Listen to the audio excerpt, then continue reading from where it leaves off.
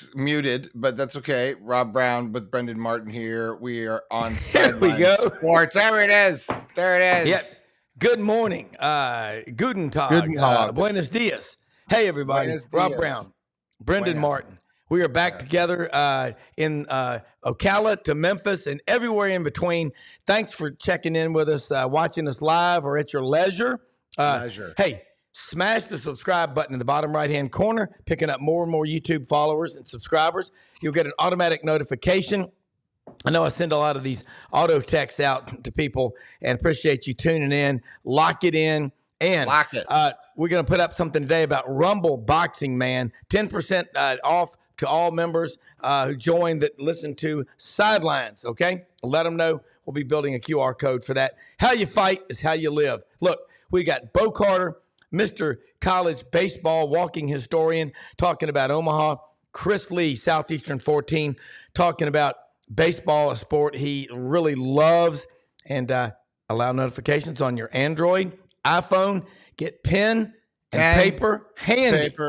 Because we are about to hit you with some powerful stuff on the Men College World Series, a little college football. You name it. I just want to know from you, Rob, why is college baseball so good? It's personal. It's just the same thing with football. Good. It's because you feel like you know those kids and that you can relate to them. And no, I'll tell you why. It's because the Gators won yesterday, and Jack Caglione is my new favorite. Well, yeah, no, it's just, but college sports are just more personal than anything else. All right, let's get going. We got the guys in the bullpen. Be right back.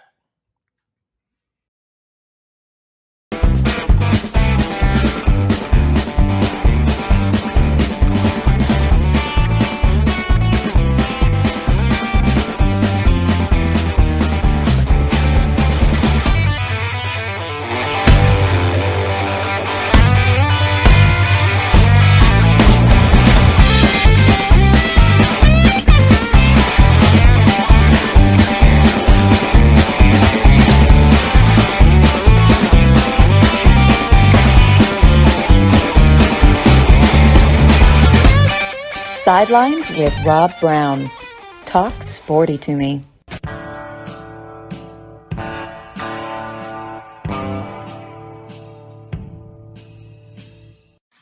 All right, man, we've got Bo Carter. Chris Lee should be joining us here in just a minute, and then we're going to talk some serious World Series out in Omaha. Chris Lee, Bo Carter, I call him the living historian, college baseball writers of America. National Football Foundation, used to be the SID at Mississippi State in the old Southwest Conference office, the head of PR for the Big 12. Chris, meet Bo. Bo, meet Chris. And I'm going to tell you, Chris is in Nashville. Bo is actually from Russellville, but he is a Vanderbilt graduate. Very smart man. And Chris covers Vanderbilt extensively like nobody else, Bo. But I know one thing. Both of y'all love baseball, okay? Yeah. And, okay, how much better does it get than Jack Caglione yesterday pitching and goes yard when he really needs to? I'll start with Chris and then back. Bo was on yesterday, so I'm going to let you guys drive this ship today because y'all forgotten more than I know about baseball. Well, good morning, everybody. To your point on Caglione, he didn't pitch long. He pitched an inning, velo dipped, I think, and that's a concern. Velo dipped a lot, I believe. I was out running some errands at that point, didn't see it, but heard, I think, 89 to 90. He's usually 95, 96, bumping 98, 99. So it was off. Yeah. I was watching it in the airport yesterday. And, honestly, you could see, I just because I pitched, but you could see he didn't have it. He was struggling at one point to sort of throw strikes, in a lot of ways. I mean, he walked the bases loaded.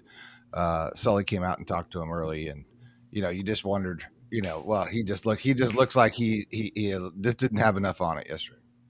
Yeah, and the good news is even if something's wrong there, you look at Ohtani in LA. I mean, he's taken a year off from pitching, but he's still hitting and hitting pretty well at that. Mm-hmm. So that's where most of his value was anyway. And besides, they've got Brandon Neely, who seemingly could, fall out of bed and throw 60 pitches on a given day and ended up winning in the game yesterday.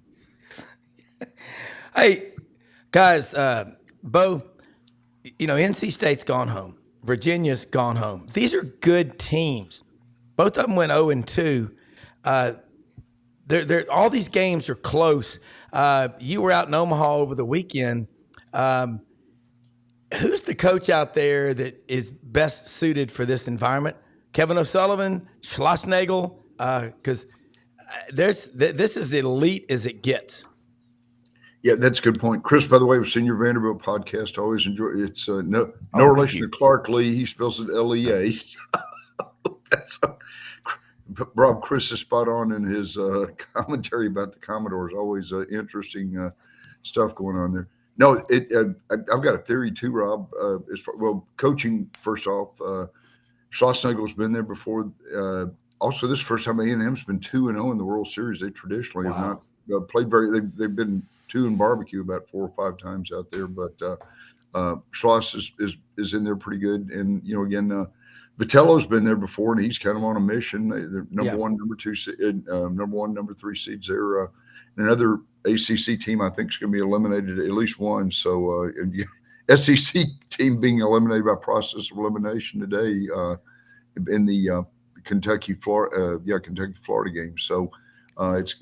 Coaching makes a big difference. Also, one thing, a theory here, we ate dinner the other night next to the Florida team at a hotel, and Caglione, I think, has been eating too many steaks out there. It's made him sluggish, I guess. I gotta watch the having a hard the meat. He might be 260 by now. I don't know, but they're having the Gators are enjoying Omaha from what we've seen. They are. Chris, from what you've seen so far, there's 4 SEC teams left. Which team looks like they're having the most fun?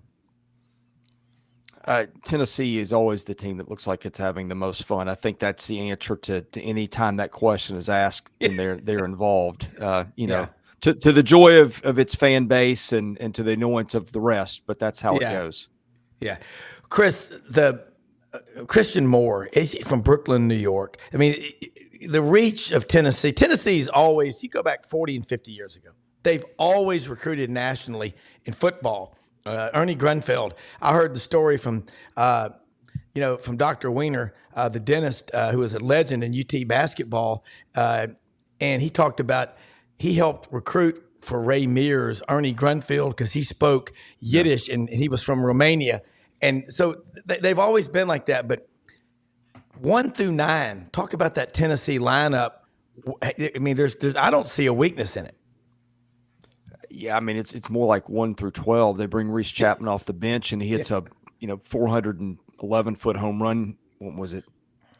Sunday night. They've got Dalton Bargo. Sometimes he plays, sometimes he doesn't.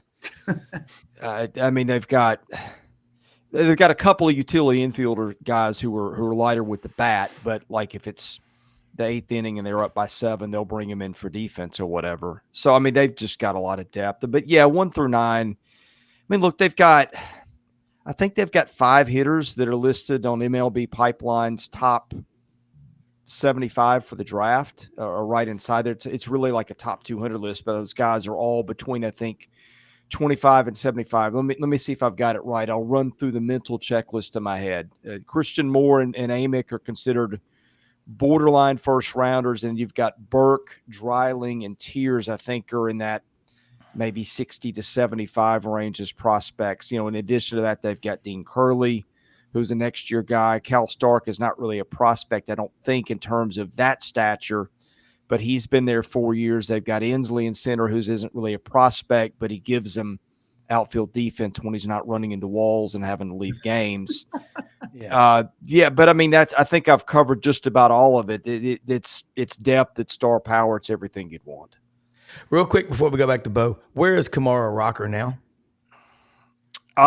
He's in the Rangers system, and I think he started to pitch again. Okay. Yeah, that's scary to see. That's like Frank Thomas on the mound. Bo Carter, you look at, we talked about Jim Schlossnagle, his 18 years at TCU. You were very familiar with him. He's pretty jacked up, and I'm not criticizing that because everybody says I'm excitable.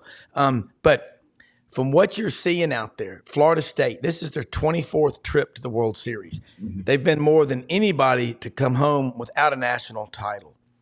Think they can surprise? I know they're not part of the club, but they want to be. Yeah, they really are. An interesting deal with Florida State. L.T. Jarrett, Link's son, is assistant coach at NC State, which got eliminated yesterday. So I think I'm trying to remember if there's ever been a father-son opposing coaching duo, and never as a head coach that I can remember. But no, it's you're right, and Chris hit it right on the head with Tennessee. They're playing loose, they're playing free and easy, and they really got great pitching depth. That's another thing Kentucky has too. If they stave off elimination day, or the Gators too. Like Brenden said, you got Neely out there who can throw 60 pitches while lying on the corner of the street.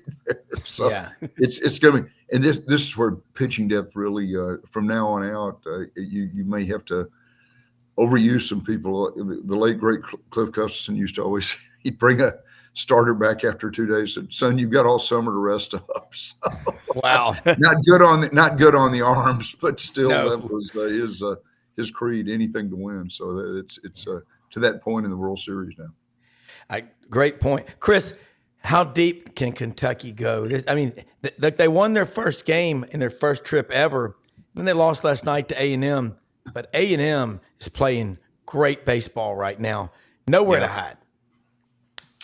Yeah, I think whether Florida or Kentucky wins, I think it's going to go to A&M either way. No, here's the problem for Kentucky today. Dominic Neiman is presumably going to start. I guess they could go Travis Smith, who was there for. Yeah. Neither of them were very good. Smith just wasn't good this year. I don't know if maybe recovery from something or what, but Smith is actually their best pro prospect among their pitchers, but he just hasn't gotten the job done, including in Hoover when I saw him pitch down there. So I presume they'll go Neiman. The problem with Neiman is he hasn't been good in a while. They got Mason Moore back on track, and Trey Poozer has been just a rock for them. So, and I think Kentucky's got to win two anyway. I would think they would save Poozer to try to bring him back in a Game 4 situation. But you're stuck with Neiman today, I would think. You threw Cameron O'Brien last night. They've got a decent bullpen. They're not shut down dominant arms, but they've got volume, kind of like in the way that Florida does. And I guess Florida, I'm guessing they'll throw Pierce Coppola. Not a great situation too, and then see whatever Neely can give you at the end, because that always seems to be the plan. But I just don't know.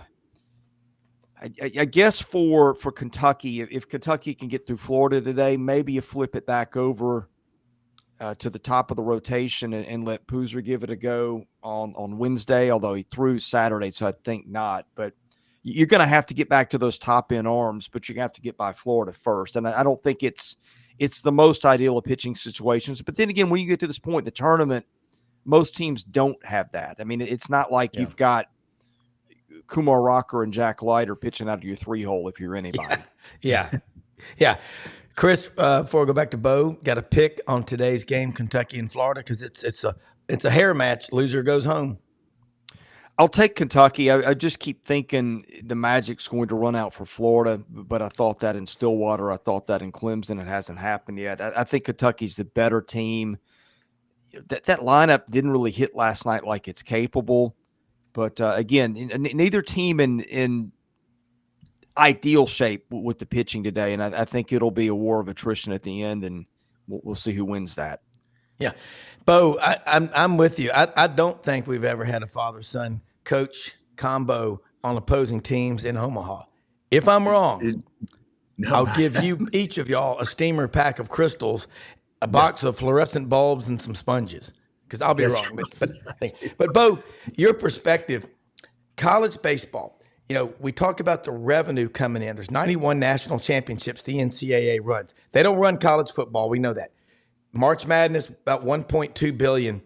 How much growth are you seeing in the number crunchers? Because you know this, because you've been in the catbird seat. Is college baseball growing, and how bright is the future?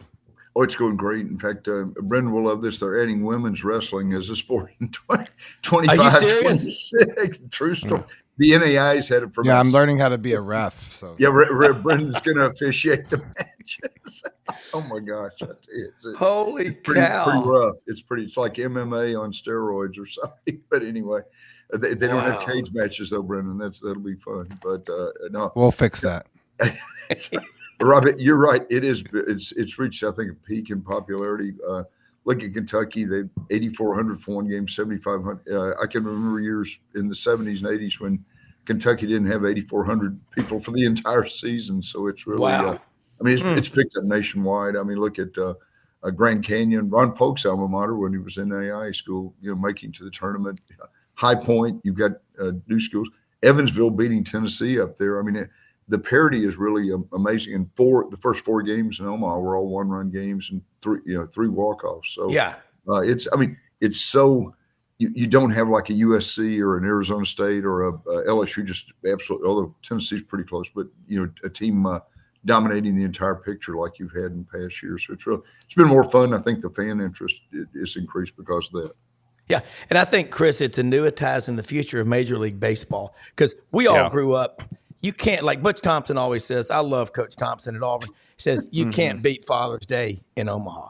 Yeah. It's just, it's such a big deal. And God, you're just seeing things just kind of, they slow down with baseball. I'm wound up like JoJo the Circus Boy, I'll admit it, but baseball calms me down. And so does the Grateful Dead channel. And I don't even know all their songs, but it just kind of calms me down. But Bo, by the way, Perry Mason, great farmer, citrus farmer down in the great state of Florida. Rob, when are you having Billy Napier's friend on the show? He will be on there with us Friday morning. Perry, thank you. And tell your friends, family, and neighbors to watch us. Chris, when you think about baseball, I go back to that Tim Corbin speech. I'm going to go get everybody within 250 miles of Nashville. I can build a national powerhouse. I don't think he needs to go more than 50 or 60. There's so much talent. It's an okay. I'll see. It's a corny term, but it's embarrassment of riches, whatever. But he's not apologizing to anybody. And God, I hope he doesn't get out of coaching. He's what. Yeah, we need more him. Yeah, he's not leaving. He's changing his approach. They've already landed a couple of really good players in the portal. A lot of people think he thought he wouldn't do that. He fired Mike Baxter, his hitting coach, and that was one thing that I think a lot of people felt he might not be able to do because he recruited Mike Baxter to Vanderbilt 20 years ago. And he played on his 05 team and I think also on his 04 team, if I remember that correctly, and was a transfer from Columbia. Brought him in as a hitting coach 7 years ago. That coaching staff is like family. So when Tim Corbin is letting a Mike Baxter walk, which a lot of people thought he wouldn't do just out of loyalty, he's serious. When he's hitting the portal and he's landing one of the top left-handed pitchers in the portal, when they've got some good arms on the staff already, and he's landing the Atlantic 10 freshman of the year. Oh, by the way, after bringing in his coach to be an assistant. They brought Dayton's head coach to be an assistant on the staff, this is all part of the footballization of baseball, which is another conversation if we want to get into it. Now you're seeing, you saw Sun Belt coaches leaving to become coordinators and position coaches in football this spring. Now you're seeing that trickle down where mid-major coaches are leaving to be from head coaches one place to another place. But yeah, I think to the recruiting thing, the problem they're having is Tony Vitello's eaten into their recruiting base locally a good bit. I mean, used to be they'd get kids out of Knoxville. Patrick Raby, who started for them for 2 or 3 years out of the rotation. Parker Nolan, who was their starting second baseman and third baseman for a couple years, both out of Knoxville. Now they're starting to – those kids in Knoxville are starting to stay home a little bit more. That eats into it. Tennessee's getting kids out of Middle Tennessee. Kavaris Tears is out of Columbia Central. I don't know how hard Vanderbilt did or didn't recruit those kids. Yeah. And Corbin's always going to have a very heavy Northeast presence. That's where he's from, New Hampshire. Yeah. They're always going to recruit that area and get top talent there. But the game has changed a little bit, or maybe a lot, because of Tony Vitello and what he's done in Knoxville. It really has. Bo, you look now, TV. I like the broadcast crews that they've got on ESPN. I think they do a really good job and Kyle Peterson, I mean, he's really good. He was a Stanford guy, number 1 overall pick. Man, the seismic shift from the West Coast all the way to Big 12, but really the South, which is the ACC footprint. Again, Virginia, North Carolina State, Florida State, those are all Southern schools. I just checked. They get players from everywhere. But again, the popularity of baseball, college baseball, the fact that it's SEC, ACC, I don't think that hurts. I think it's more compelling. No, it really is. And it followed a pattern all year. The ACC and the SEC had about 14, 15, 16 teams in the top 25 every week. And it played out that way too, especially in the regionals. And I thought at one time the SEC might get 7 or 8 host deals. They spread everything around. I know Mississippi State was disappointed a little bit. I think they thought that East Carolina probably don't know. I think the committee decided to regionalize a little bit, which was probably a good idea. But you don't want to bracket all of them right to the super regionals and the NCAA World Series. But it really worked out the way the 7 of the top 8 seeds are in Omaha. So that tells a lot about the way the selection committee took a look at it. Yeah. Chris, now you think about Florida. You think maybe the Magic's running out. Are they considered the Cinderella team at the same time? Or Kentucky certainly isn't. Who else would be considered of the 6 teams left at least? I mean, I guess as much as you can consider the last year's national runner-up, which was exactly number 2 in the preseason poll, of Cinderella. That's I don't know if Florida's season was as much about Florida being a Cinderella story or just somebody's got to take the L's somewhere in all these SEC games. Happened to LSU too. Now, look, their pitching wasn't as mature as some of Kevin O'Sullivan's staffs, and the bottom half of their order at times was lacking. They had some injuries. Ty Evans is out. I think if you're looking for a Cinderella, it's got to be them because it's got, of the 8 teams that made it with 7 1s and a 3. But that's just it's a weird situation. Yeah, it is. Bo, now, again, the series can go, another week? Actually, it'll be over. Yeah, there's Sunday or Monday, depending on the if necessary games. Yeah, it seemed like last year because I know Frank Duffy told his wife Rhonda on their West Coast trip, "Hey, if LSU gets to Omaha, we're going." He was gone from his home for 29 days. He goes, "I think I've used it." My wife was ready to kill me. He goes, 12 straight days in Omaha. He was there in an RV. He goes, "Man, it was tough." But I don't know. I just got to say, Chris, the Florida story, the Kentucky story, A&M, and then Tennessee.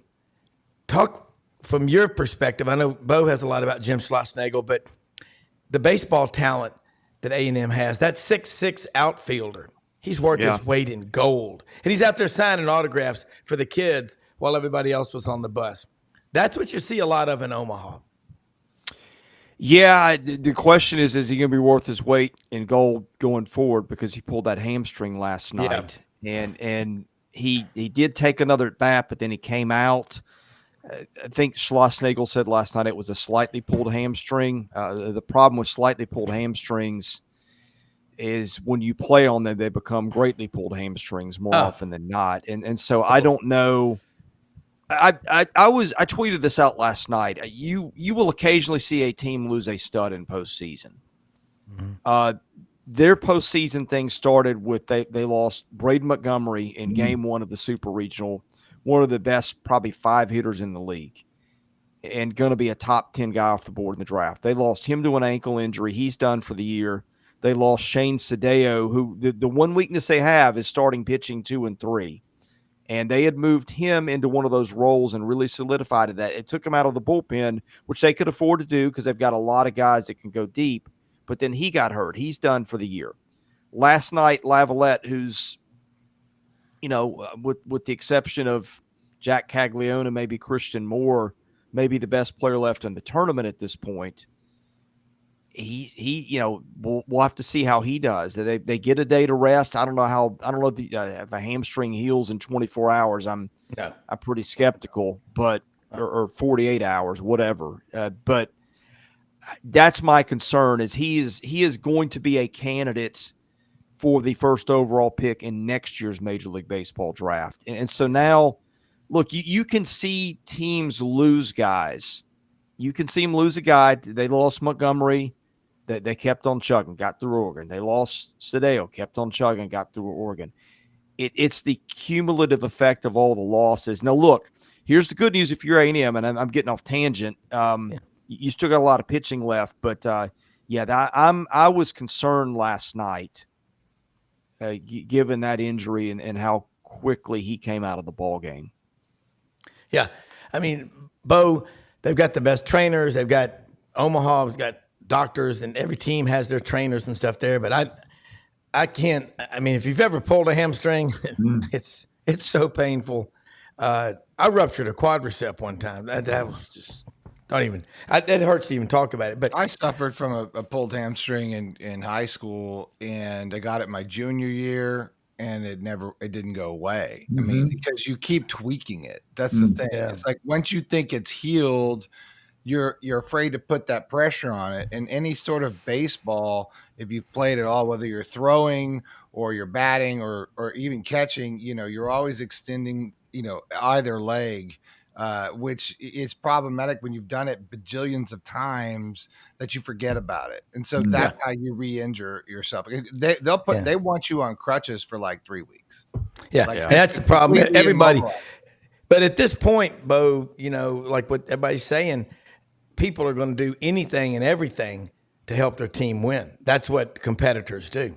Yep, just tape it up and go. And although Brenden was right, you're running on that, especially for a base runner. No courtesy runners in NCAA baseball, so you're on that thing the whole time. Plus, you're out in the field, and it's really a just sort of a nagging deal that really, especially in football, but even more so in baseball because of all the or something like soccer where you're sitting there trying to run up and down the pitch. So you hope for the young man's sake that he's okay. It's really a tough time. The Montgomery deal, as Chris alluded, really I thought might cut a bunch right out of A&M's middle of the hitting lineup, but they seem to like they've sort of ganged up and sort of compensated and win one for the Gipper, I guess. Yeah. Chris, I know you've got to check out here in a couple of minutes, so just kind of close out your part and let people know how they can follow you. But if you had to pick one team right now you think is going to win the whole thing, who would that be? I picked A&M before the tournament to win the whole thing. I've stuck with it so far. I think if Lavalette can't go, I might flip the pick. Now, having said that, because I think right now Tennessee top to bottom best team in Omaha, I don't think most people would debate that. The problem is you don't match your hitters up with the other team's hitters. You match them up with the other team's pitchers. And I think if A&M can get through tomorrow night without taking a loss and can reset presumably against Tennessee, Tennessee's going to have to get through Ryan Prager to win it. I think he would be the best arm on either of those staffs. The next best arm is Evan Aschenbeck, who comes out of their bullpen and can give you 3-4 innings of relief and good luck scoring against that kid. He's the best relief pitcher in the country. That's a really good start for them. And we haven't even gotten into Chris Cortez yet or some of their other guys. And if they get a good start out of Justin Lampkin, who has been hit and miss, then that's a bonus. I don't like Tennessee's arms to match up with A&M's, even with the Sadeo injury. I mean, they're two really good staffs. I like A&M's better. The question is, can those guys keep them in the park? I mean, Tennessee seems like the smart pick at this point, but I can make a case for A&M too, even with the injuries. Yeah, and when you point out the matchups, I looked at that Florida State against Tennessee last Friday, and you looked at the matchups. The one area where Tennessee had the advantage was that home run category and the long balls. And that's 12-11. And last thing, Chris, the term walk-off win, we didn't used to hear that all the time. When I mean, it's this trendy stuff like pet rocks and stuff, but what we used to call it, they got the win. It's just, I guess it's just like those guys on TV. They can't say each other's names. They have Peter Burns, PB. I mean, CLBO. I don't know. It's just I just was curious because we didn't used to hear that. But A&M is as good a team as you're right. Prager, watching them. They've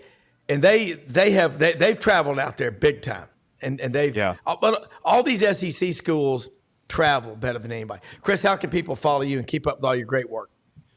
Go to YouTube, search Southeastern 14. You'll find all of our SEC stuff there. We cover football, baseball, basketball. About to undergo a name change. You can probably guess what it is with your first guess. I won't spoil it, but at least that was the plan as of yesterday. Brenden is struggling with this one. Yeah, it's not hard. 18. Well, yeah, I mean that's probably. You guys are going to the Ocho. You're going to be called the DA. Yes. let me, if you want to laugh, brilliant idea to build your brand around a number. But at least we were smart enough to buy like a lot of other numbers that went with that. What's going to happen is the minute we announce that they're going to, add Florida State and Clemson and North Carolina, Virginia, and whoever, and it's going to be Southeastern 28 or something next thing you know. But anyway, that's where you go. If you want Vandy stuff, go to Vandy Sports. You can search the Vandy Sports podcast. We do that there. I run that also. So, thank you for having me on. And Bo, nice to meet you. Thanks Chris, for listening to our stuff. And, always enjoy it here. Hey, man, you make the day better. Have a great one, Chris. Thanks. Thank you. You too. All right. Let me say something real quick about one of our sponsors, rumbleboxinggym.com. Sidelines viewers and listeners get 10% off a membership at Rumble Boxing Midtown if they use the code SIDELINES. We'll get a QR code in here on the site. We'll give them an intro class for free so they can try it first.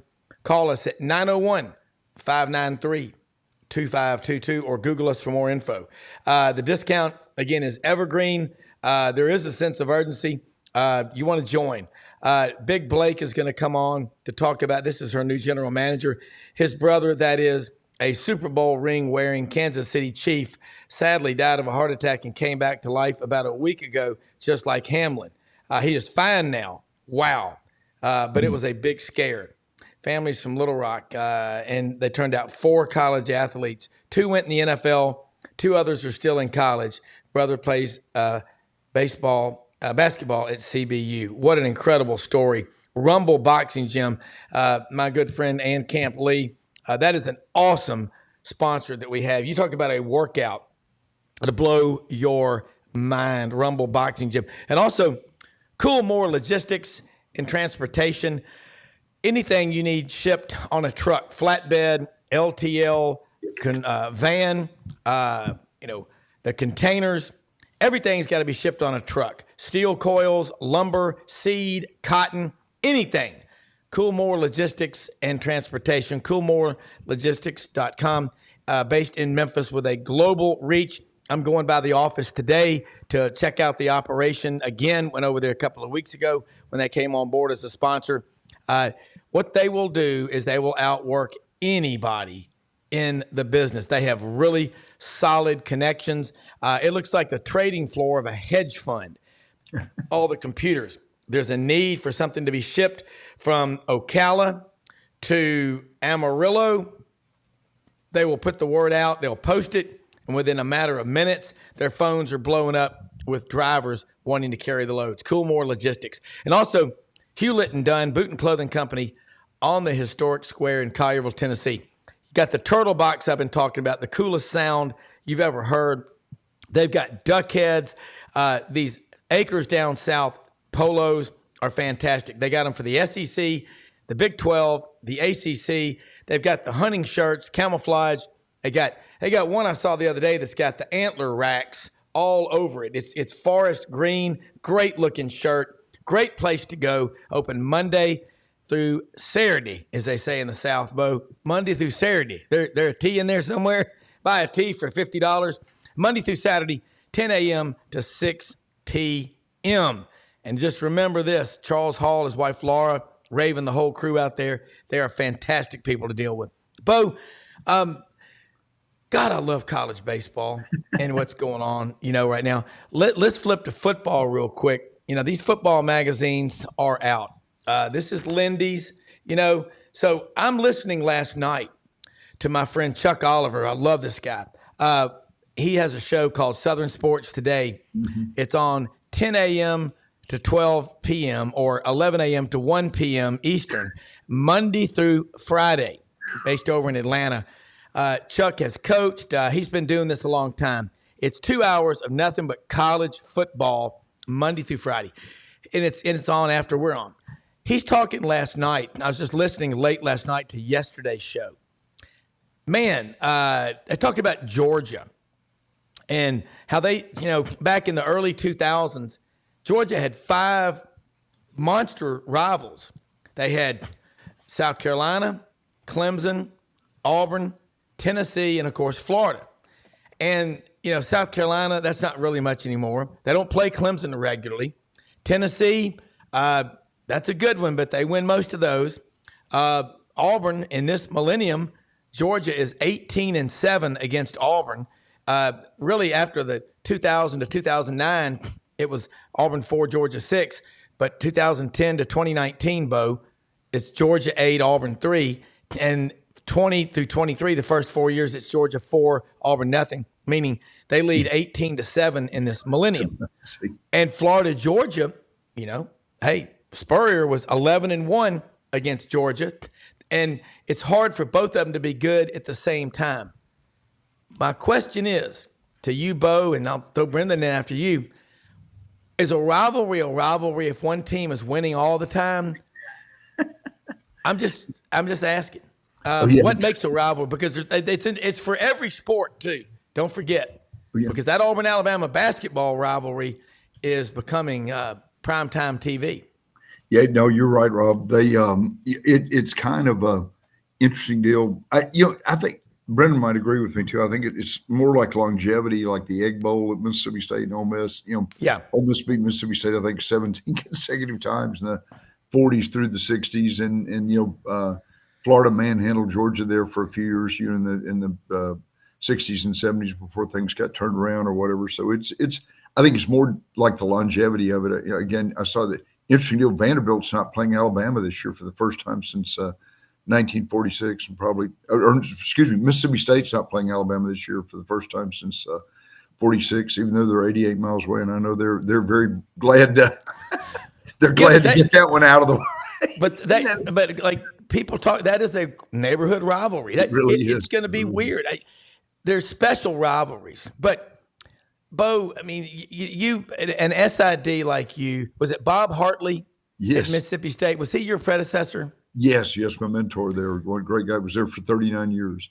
Buddy Martin tells stories. He said, hey, Buddy talks. He's like the coach on Rudolph the Red-Nosed Reindeer. All right, everybody. Buddy's wearing a gray sweatshirt that says coach on it with a hat that says team on it, but with a whistle. And Buddy goes, we used to fly into Jackson. Bob Hartley used to meet us at the airport, and he'd drive us to Starkville or drive us to the game. Or we would fly into the Golden Triangle. Bo, name the 3 cities that make up the Golden Triangle in East Mississippi. They are Starkville, Columbus, and West Point, the major metropolises. Metropolises of Northeast. You can include Tuscaloosa or Reform in there too, I guess. Yeah, Starkville, Columbus, and West Point. Brendan's been there. Brendan, he knows what we're talking about. I think I've ever heard, by the way. Yeah. Just so you know. He's kind of nothing like that. It's the worst impression of Buddy. No. Buddy has this. Ever. When Buddy tells us. He does. Uh-oh. Oh, Brenden. What happened to Brenden? Knocked himself off. Brenden, come back in, Brenden. Where did Brenden go? Well, anyway, but he said Bob Hartley, that's so awesome.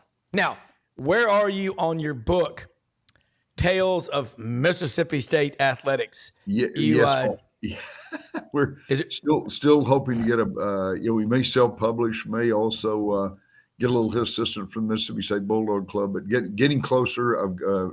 Believe it or not, I'm working on another book about the Philadelphia Phillies, and that's been taking a little bit longer than what I thought it would. So we're working toward trying to get it out before football season, which would really be a good time to new coach Jeff Levy, and there's excitement around Starkville.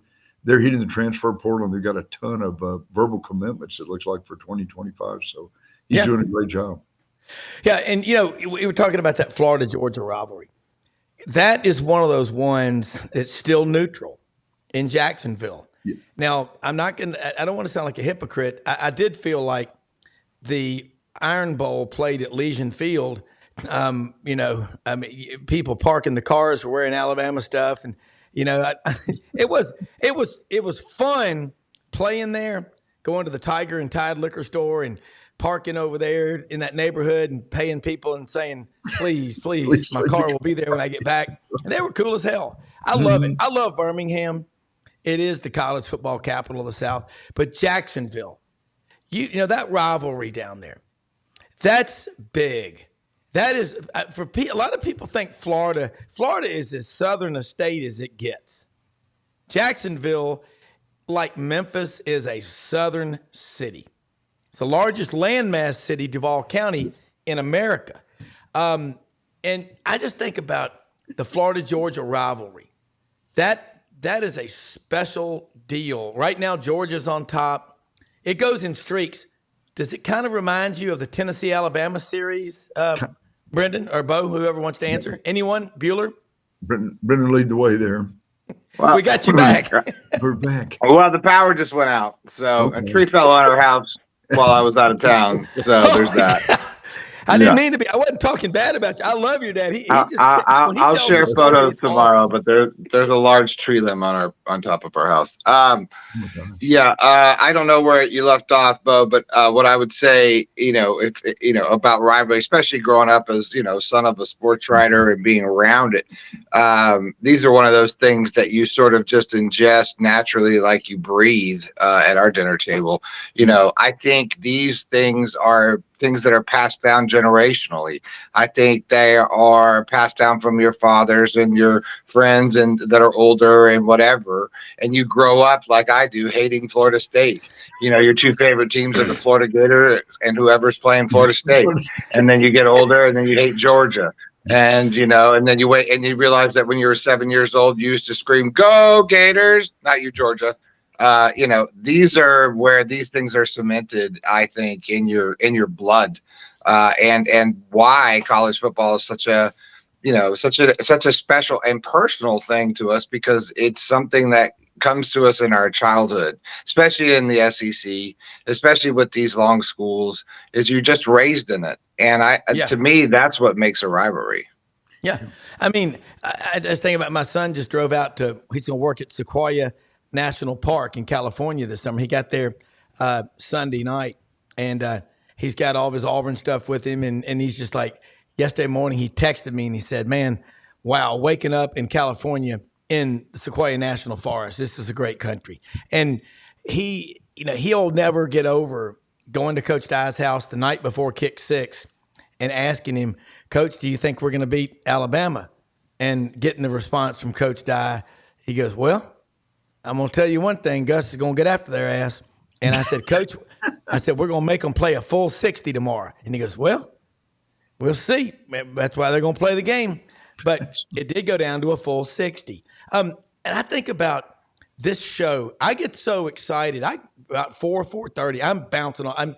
This is so much fun to get to communicate with the fans of all these schools. And I'll admit it, I get as excited as they do about their schools, and I'm harder on my own school than I am any school. But you can't do this show if you can't love what they all do. Now, I can't understand some of these traditions. A&M, I'll never understand all those cheers, but I love those A&M fans. They are packing Omaha. I mean, it's crazy. Kentucky, the big blue nation. That's what makes the SEC so great. Look, Bo, I know you got to get rolling, and you're going to get your vehicle. You want to give a shameless plug for where you're going to get your vehicle? I wish we were fixed? going to Red River Toyota and Ford in Wynn, That's right. Arkansas. That's right. Shameless plug for the sponsor, but no, we got a different brand. But it's time for the 100,000. We're keeping our cars a little longer, 100,000 mile checkup. And one thing, real quickly, Brenden, correct me if I'm wrong. I think they're doing renovation to Everbank Stadium in 25, 26. They've got to decide. I think they're going to go back. And this happened, 20 or 30 years ago. They had to play 30. a game on campus in Gainesville in Georgia, which will be really be strange, but time marches on. They need to fix up the stadium a little bit. And both Gainesville. I'm looking forward to that. I know you got to go, Bo, but I'm actually Yeah. looking forward to going back You don't to have to go campuses. Yeah. You don't have. It's either Gainesville or Ocala. I mean Gainesville or Jacksonville. So you're kind of not too far from either. So that's good. But, Yeah. Well, Bo Carter, you got the brain of Einstein and the personality of Andy Griffith. That's hard to beat. And now you're 5 Thank minutes. you. And now you're 5 minutes late to your car appointment. Yeah. Thanks, That's all right. That's all right. Hey, or Yeah. Don Knotts. You're supposed to Don be there Knotts. twixt 9 and 10. Twixt. Okay. That's a Southern term. See you, Bo. Thank Okay, you. y'all have a great day. Thanks. You too. Thanks. Brenden, he is one of the best. But what your dad was pointing out was Bob Hartley picking him up at the airport. And, they would go cover Florida at Mississippi State. They would pick him up. David Housel at Auburn, the press would come in for a game at Auburn. They would have an event, a dinner for all the media from Auburn and the other school, whoever was in town. There may be 800 people there. We got to get back to remembering that. That's why we love these games. And whatever fan base you are, from Arkansas to Missouri, we don't know as much about Missouri. Most people don't. I know a little about them. Dennis Dodd is a Mizzou grad, but they're spending $250 million to renovate just one of their end zones. They've got some serious But money. it needs it, though. It's a bad stadium. I mean, the stadium's real bad. Well, you know what? Faroe Field, absolutely. Yeah. It's got Yeah, rocks from it's the old falling WPA apart. program. Yeah. I mean, I think, and in a lot of ways, I think they're fixing that end zone, but it's just a Band-Aid probably for a decade or so. I mean, they just need a new I'm field. curious. Well, I'm curious what they're doing. If you're going to spend $250 million, something good's going to come out of it. It better. Yeah. I mean, for that matter, you think you could renovate the whole stadium, but what I know of Missouri, being a Colorado person or whatever, I have a lot of friends that went there. I think a lot of people don't know academia in Missouri is high end. It's the #1 journalism school every year. Yeah. And it produces some of those ethical, real journalists, and they preach real journalism and real ethics and things. They take all that stuff real serious. A lot of people don't understand that that's a thing, but and so that's why I know. I mean, I've been there, I think, once or twice to work, but I think these kind of schools, and I've said this before, these schools who have a fan base, they're a smaller environment where that school and that team is their pro team, a la Gainesville, a la all these places. And you've got money in these towns, they're going to support it. And, you're going to see with NIL and everything that we talk about almost every day, an emergence of a lot of these schools that have that kind of power. It just comes down to money, right, Rob? I mean, it's always going to come down to money. And I think Missouri's got money. I don't know if we can pinpoint it as much as say, it's like Texas oil money, but they've got money because they're putting 250 smackers into putting in a new end zone. Yeah. Well, they've got some of the Walmart money is tied in. They got Stan Kroenke. They got the Kansas Is it City. Stan Kroenke? He's one of their people. Yeah. Oh, well, then that's all you got to say. I mean, I worked for Stan Kroenke for 15 years, at Altitude Sports and Entertainment, but he owns the Arsenal, the Rams. The list is long. And the question is, can you get somebody with that big of a global reach, like Coolmore Logistics and Transportation.com? Can you get someone like that to dial in on the University of Missouri? I'm going to say something. Their fans are starved. Now, do they fit in the Big 12, the Big 10, or the SEC? Depends on what part of Missouri that you're in. That's what people don't understand. Yeah. Power's coming back on, Rob. Sorry. We just got excited. If anyone's hearing some beeping, power's coming back online here. So trust me, we live in storm central up here in Memphis. We had a storm yesterday so intense at 4:30 it turned dark outside, and it rained. I know down in Miami and Fort Lauderdale last week they had 5 inches an hour coming down, and that is intense. But college baseball, we got the Gators and Kentucky. This is going to be huge today. Tennessee, huge. Texas A&M still alive. We got Florida State and North Carolina still alive. And, here it is. In about a week, we're going to be wrapped up with all the college sports, and we got a lot to cover. And then we're going out to Dallas July 14th through the 18th for media days. But I know I got to get my travel and all that done. I got my credentials. I'm looking forward to it. I will say this: Herb Vincent and the people in the Southeastern Conference office, Chuck Dunlap and all, are fantastic. I always go up and tell Herb Vincent when I see him. I know he's an LSU guy, but he's been in the SEC office a long time. He used to be their SID. He is first class. They bend over backwards to help you. And I just cannot thank them enough. They are phenomenal people. SEC Media Days is the Woodstock for journalism and for sports media coverage. There'll be 1,400 people in Dallas this year. It's going to be a lot of fun. All right, look, let's go ahead and wrap this thing up today because I gave Rodney Orr the day off and Tighter and Cider. And my house is going to explode any minute. I know. I can feel the rumbles, but we got the Buddy Martin show tonight. And you and I are going to be on there with your dad's going to be stopping off on the way back to Panama City. Yep. Right here on this channel. Right here on this channel. So tell your friends, family, and neighbors and everybody watching. We are so blessed and so thankful. We can't do this without y'all. And all of our sponsors, just do us a favor, like Clay's Smoked Tuna. We got a lot of great sponsors, every one of them. Chad House, ECS House Industries, Tom Martin's Body Shop, Gaddis Home Innovation. Do yourself a favor. Do us a favor. Do them a favor. Go to sidelines.live if you want to order from these sponsors. The Vitamin Shop, Oxford and Olive Branch, Mississippi. The QR codes are all there. But we live in the most blessed country in the world, people. Act like it. Find excuses to win. We'll see you tomorrow. Thanks for watching, and I'll see you tonight with Brenden. I get to be on the Buddy Martin Show, which is always an honor. Take care. Get your power back.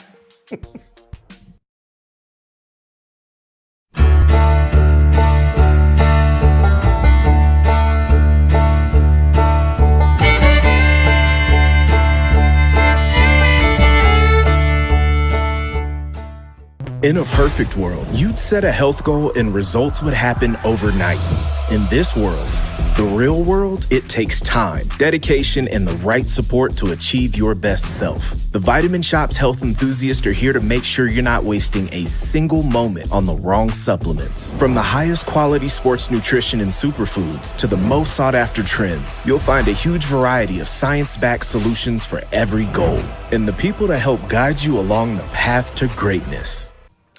Unbelievably, every 2 minutes in our communities, a child is either bought or sold for sex.